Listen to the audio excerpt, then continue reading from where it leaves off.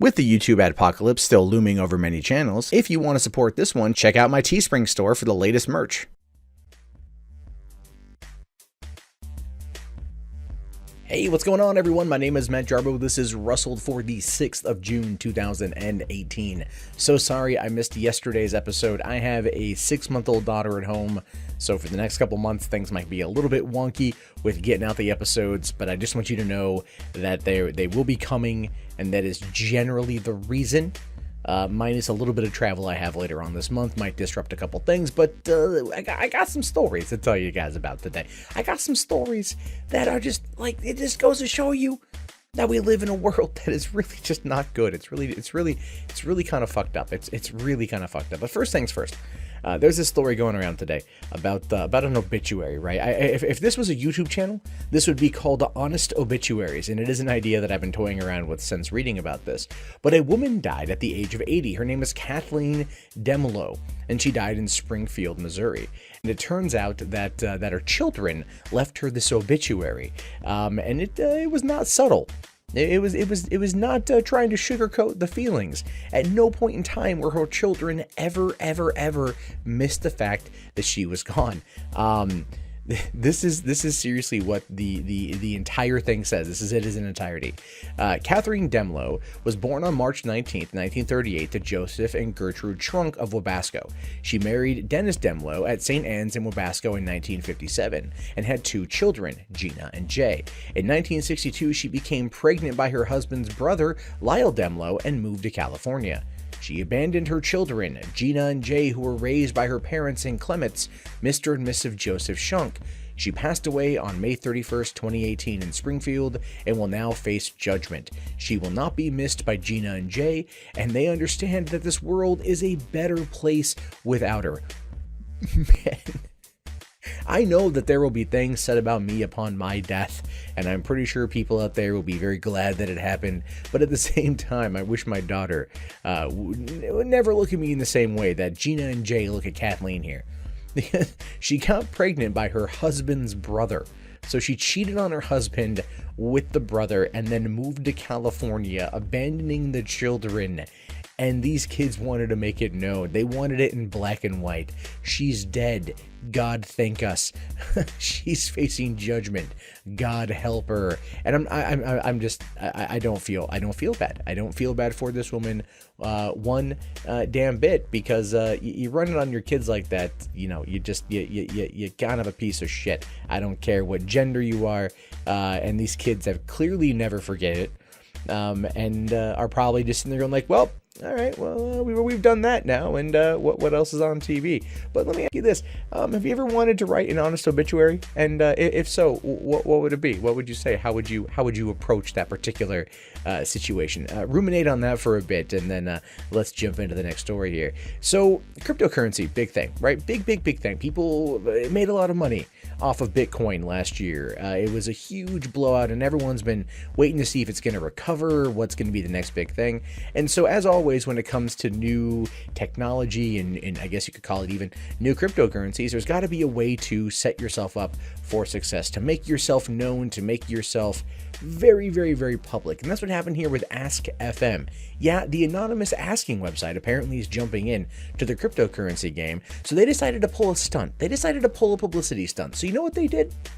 You know what the guys at Ask FM did? They decided to traverse to the summit of Mount fucking Everest. I'm not even making this up. They traveled to the summit of Mount Everest.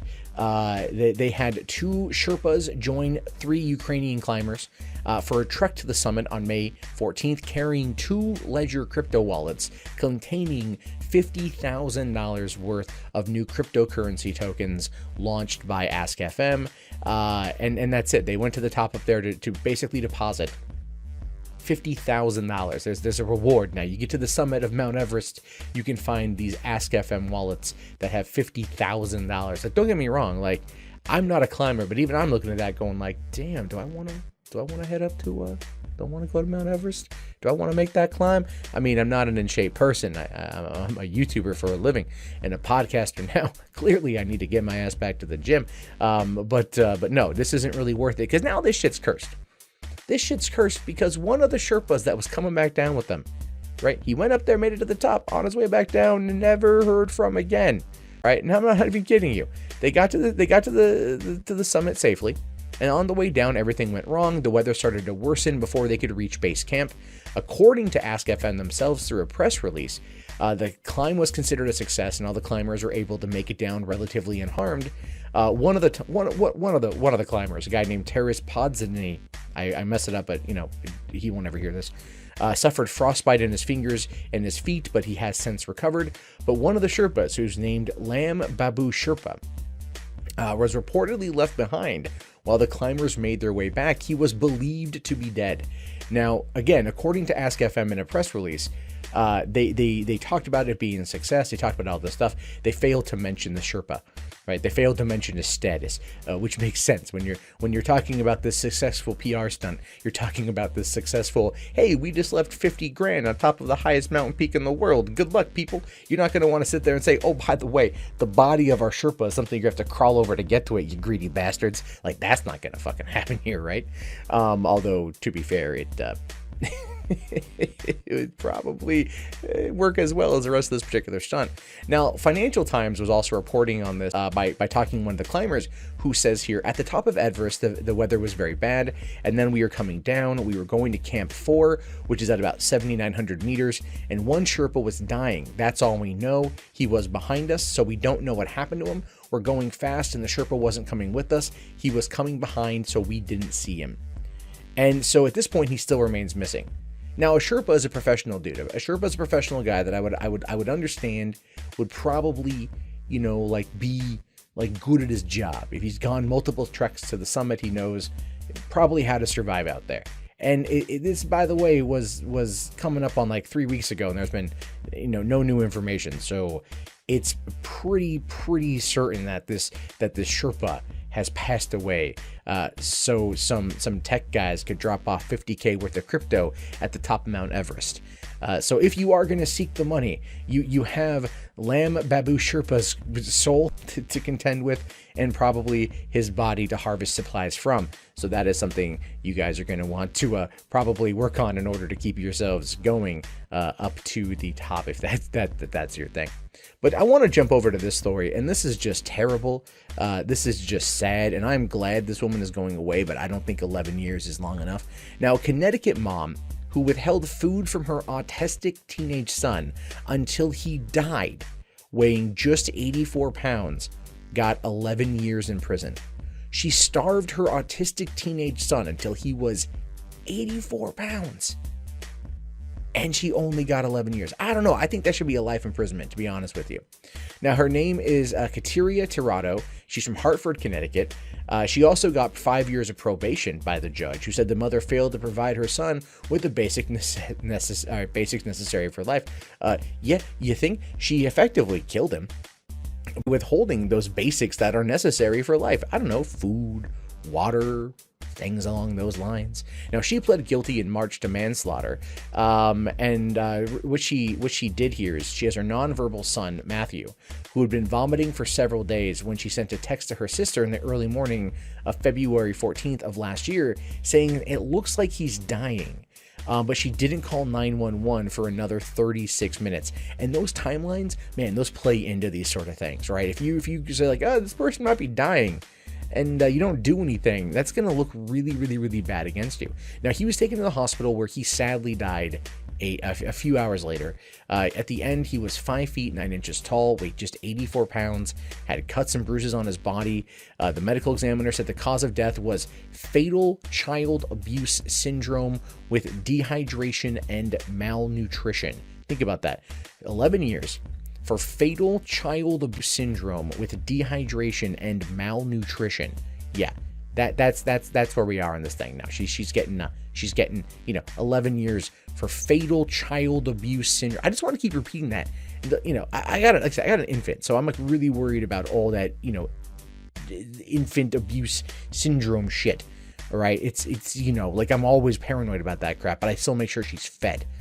Now, Matt, this is the thing. She was so out there. This is how crazy she was. She had screwed cabinets shut and locked the refrigerator, so he couldn't get to food. Matthew, in order to eat, and this is what angers me to no end, He had to dig through the trash for food and drink oils and condiments, according to an investigation by the state. And the thing is, CPS, they were being monitored. They were being monitored, and this woman made sure no one could help her son. But the thing is I'm pretty sure the CPS, man, they had full understanding what was going down. But under state law, the agency lacked the authority to force her to cooperate with them. The agency lacked the authority to step in and help. Now, this is usually a reverse and flipped situation, right? Where you've got the CPS that comes down like a freaking band hammer, and they overstep their bounds. They overstep things. Here, I wish they would have had the authority to step in.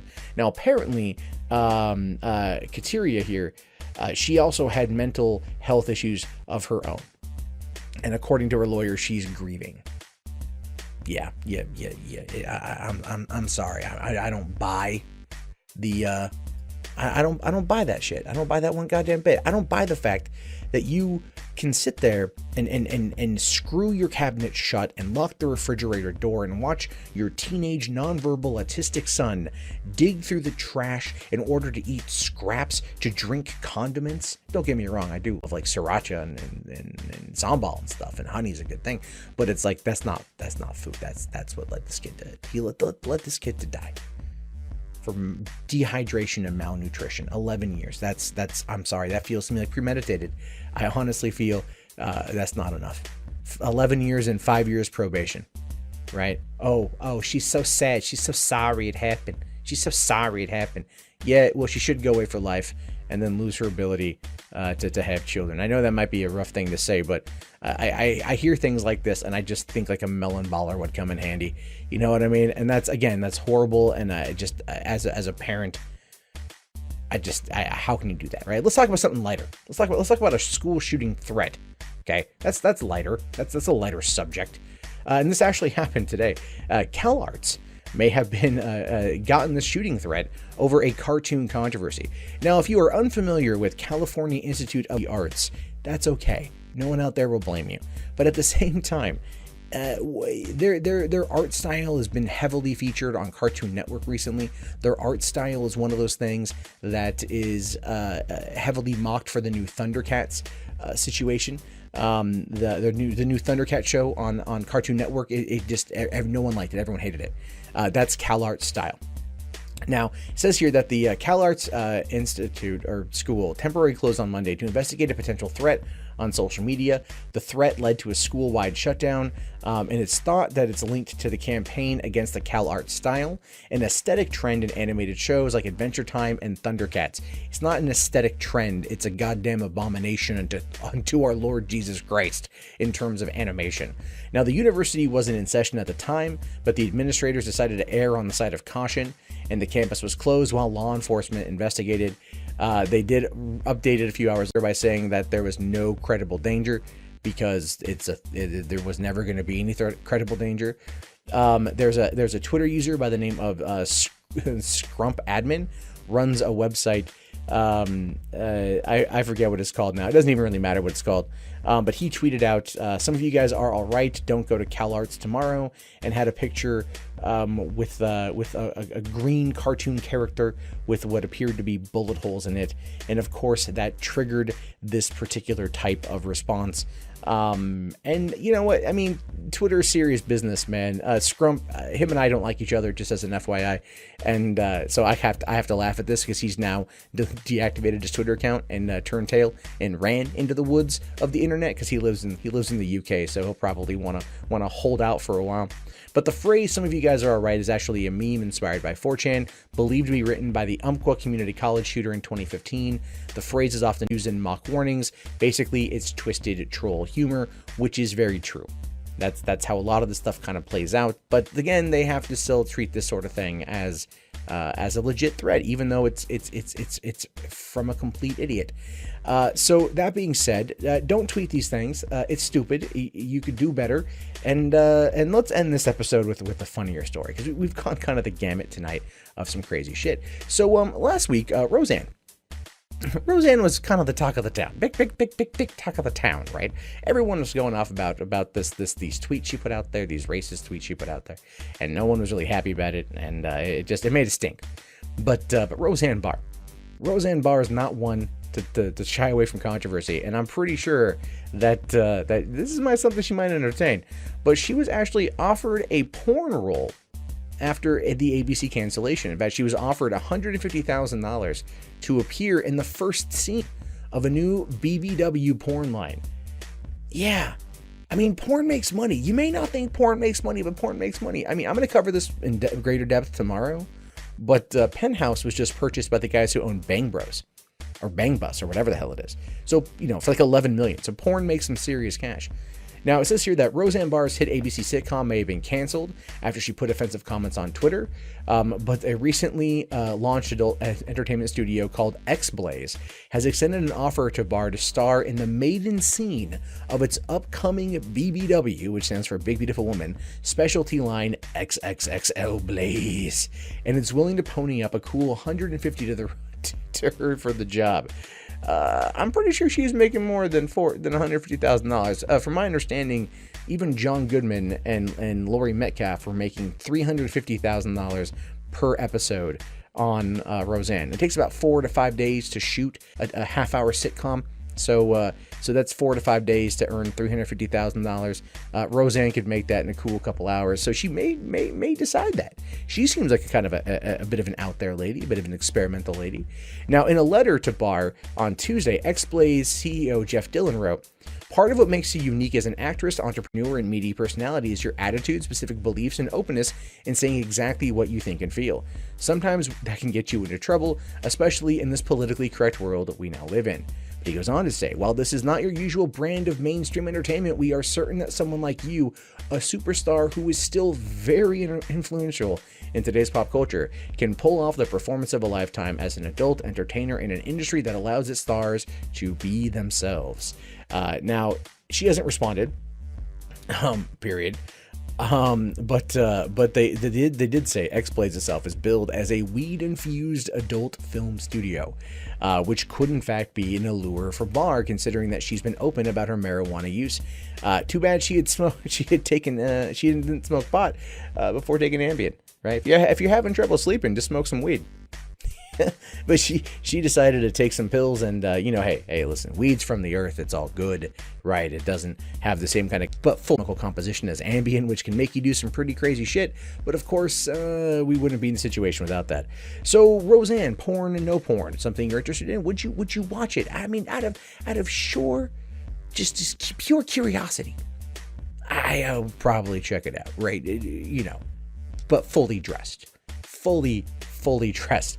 I grew up watching Roseanne. Mrs. Connor was kind of like, like definitely a mother figure, and I could relate to. And so if I was watching her in a porn, it would be some real Oedipus type shit. And quite frankly, I'm not ready to explore that part of my psyche just yet. And I hope none of you are as well. But anyway, this wraps up today's episode of Rustl'd. I hope you guys liked my selection of stories. They're kind of crossed the bit of the gamut here for what to expect. There's definitely some fun stuff. Remember, if you have any stories you want to suggest, a good way to hit me up is also on Twitter, at MundaneMatt, or you could always go to the Discord, which is discord.me/MundaneMatt. And that's a good way to talk to me and everything else as well. If you want to support the channel, the best way is subscribe on iTunes, subscribe on YouTube. Also, you can always head over to patreon.com/MundaneMatt, or Teespring. If you want to buy a shirt, if you know who I am. If you don't know who I am, don't worry about it. It's perfectly fine. But in the meantime, I'll see you guys tomorrow for another episode of Rustl'd. Have yourself a great day. And remember, the world is really fucked up. And I'm going to tell you about it.